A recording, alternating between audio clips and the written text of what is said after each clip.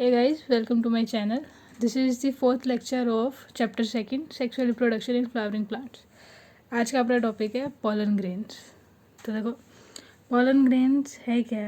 Again, it represents the male gametophyte.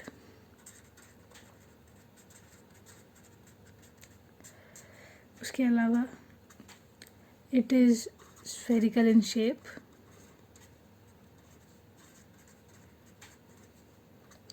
And 25 से 50 micrometer का इसका डायमीटर होता है, ठीक है, इन डायमीटर. अब देखो, अब इसका स्ट्रक्चर देखते हैं, ठीक है, स्ट्रक्चर ऑफ पॉलन ग्रेन्स. तो इसका स्ट्रक्चर का देखें कि तो इट हैज़ 2 लेयर्ड वॉल. ये यूँ कह दो कि इसके पास it is surrounded by 2 layers, ठीक है. कौन सी? एक तो है एक्साइन, एक है इंटाइन. अब देखो नाम से पता चल रहा है एक्साइन एग्जिट है ना, तो it is the outer layer, और जो इंटाइन है ये इनर लेयर है, ठीक है. तो सबसे पहले एक्साइन, ठीक है. तो देखो जो एक्साइन है, सबसे पहले it is the outer layer and it is made up of sporopollenin. अब देखो ये तो आंखें बंद करके तुम लोग नाम याद रख लो कि स्पोरोपोलेनिन से बनी है एक्साइन. क्यों? क्योंकि देखो एग्ज़ाम में सीधे सीधे क्वेश्चन बनते हैं इस पर, ठीक है. अब इतना ज़रूरी ये है क्यों? क्योंकि जो स्पोरोपोलेनिन है, ठीक है, it is the most resistant organic material known.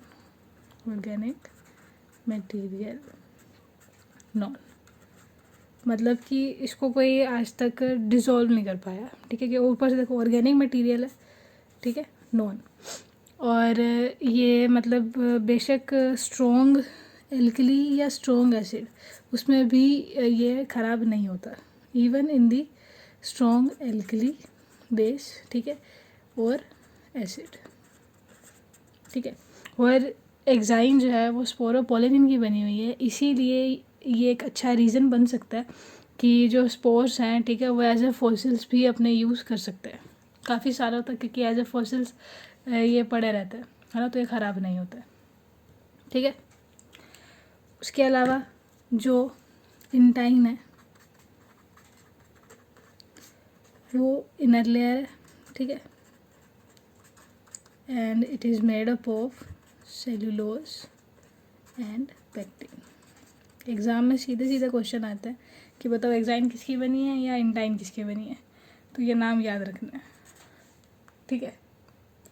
अब उसके अलावा इसमें एक और चीज़ देखो याद रखनी है कि एक्साइन में, ठीक है, ऐसे कई अपर्चर्स बने हैं, ठीक है, जहाँ पे स्पोरोपोलेनिन एब्सेंट होगी,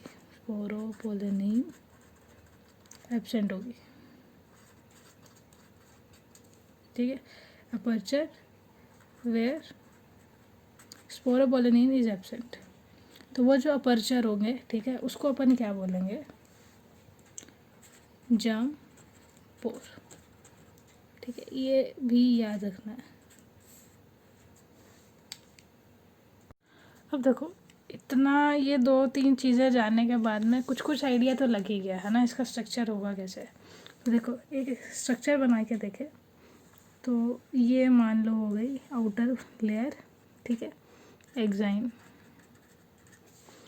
इसके अंदर, ठीक है, थिन और जो सेलुलोज और पेक्टिन की बनी है लेयर, ठीक है, ये क्या हो गई?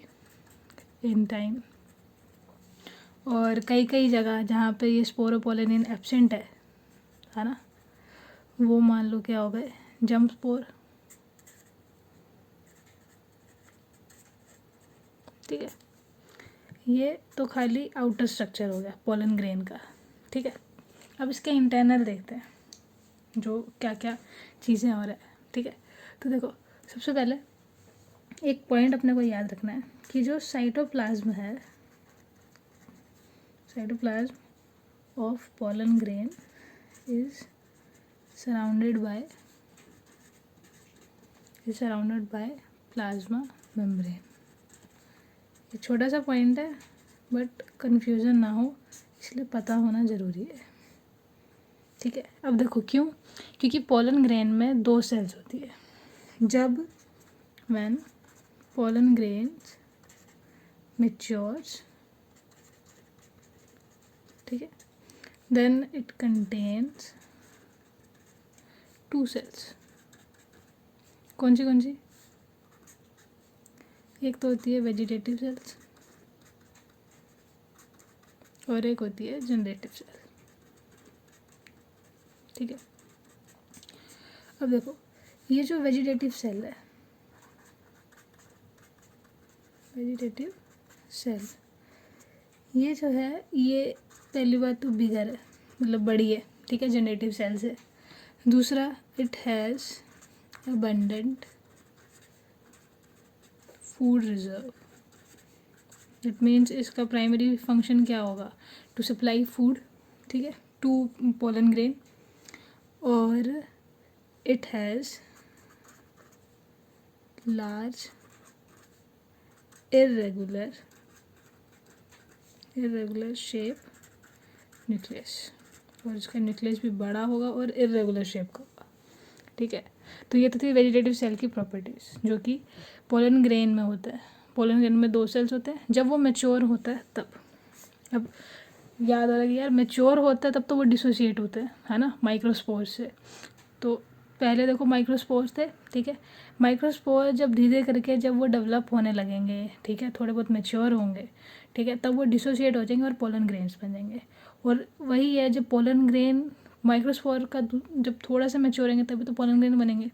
और जब पोलन ग्रेन जो है जब वो थोड़े बहुत मैच्योर होंगे तब उसमें 2 सेल्स बन जाएगी, vegetative and generative. Vegetative cell जो है वो बड़ी है, ठीक है, और वो उसके पास अबंडेंट फूड रिजर्व भी है, ठीक है। और जो दूसरी सेल है जनरेटिव सेल,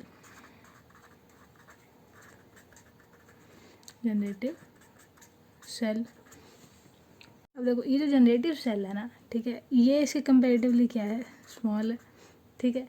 उसके अलावा it floats in the cytoplasm of vegetative cell, थोड़ा सा कंफ्यूजिंग हो गया। देखो क्या है कि ये अपना पोलन ग्रेन है, ठीक है, एक्साइन ये वाली होगी, इंटाइन रेड वाली होगी, ठीक है।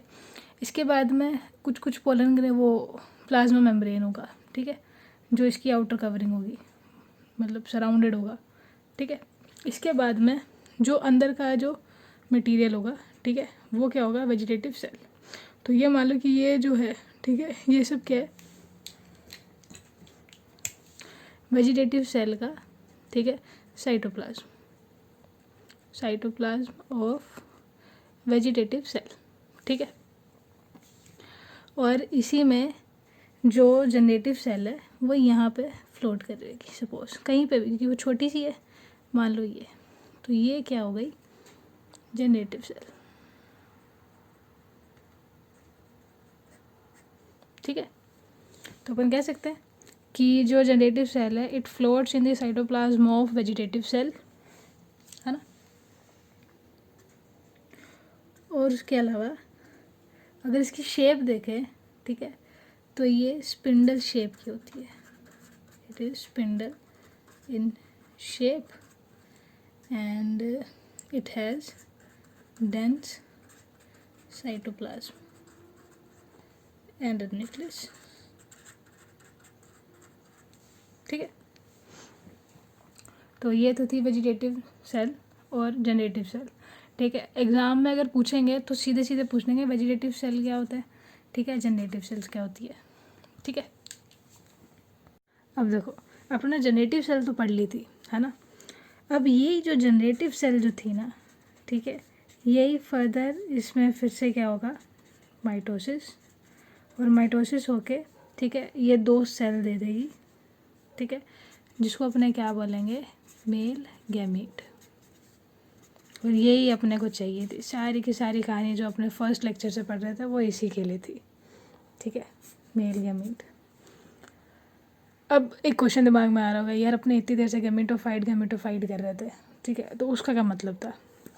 तो देखो, जो मेल गैमेटोफाइट है, ठीक है, गैमेटोफाइट माना हो गया जो गैमीट प्रोड्यूस कर रहा है, एक तरीके से अपन ने कह सकते हैं, ठीक है। तो जितने भी अपनों ने पढ़े थे अभी लास्ट स्टार्टिंग से कर रहे हैं, जैसे स्टेमन हो गया, ठीक है, फिर माइक्रोस्पोर हो गए, फिर पोलन ग्रेन्स होंगे, ये सब जितने भी हैं ये इसी के अंदर प्रोड्यूस होगा, है ना, जेनेटिव सेल।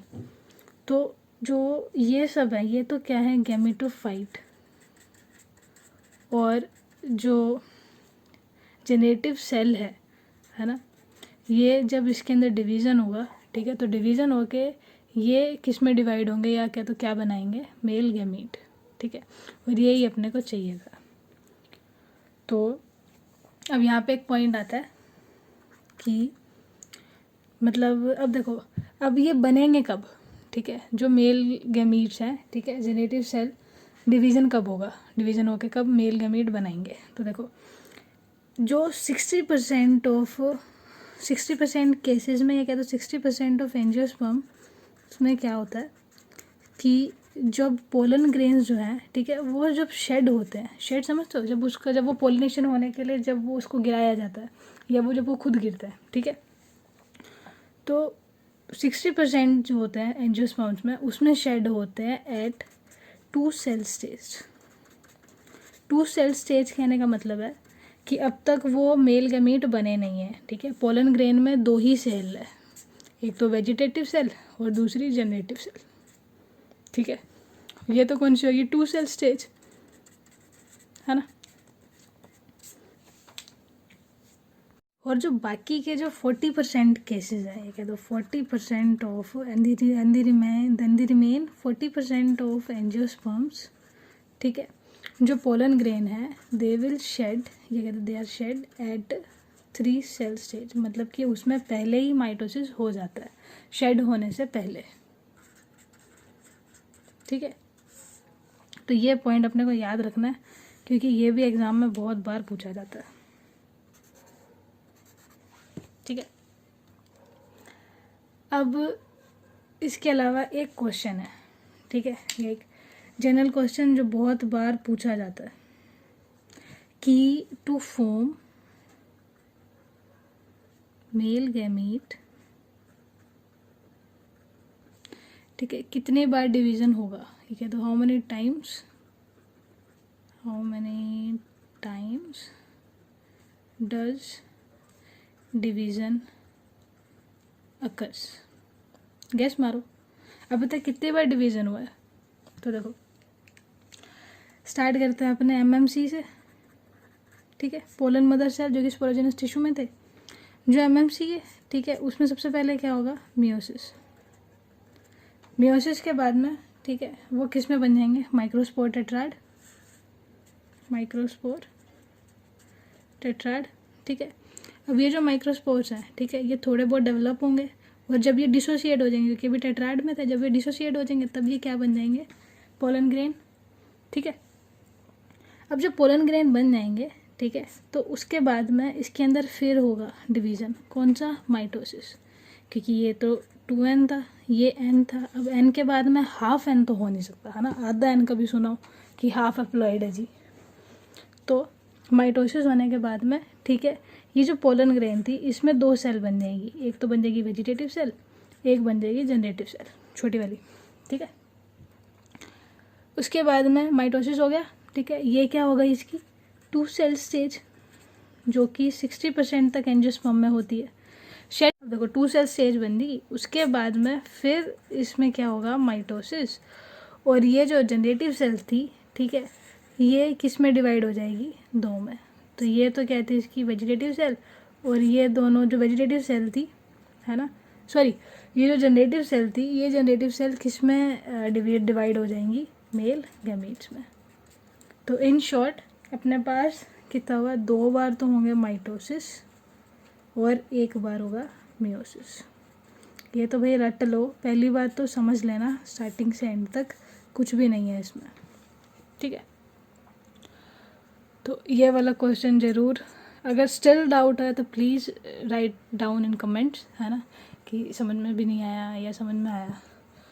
उसके अलावा ये टॉपिक देखो इतना ही, ठीक है। Stay safe, stay healthy.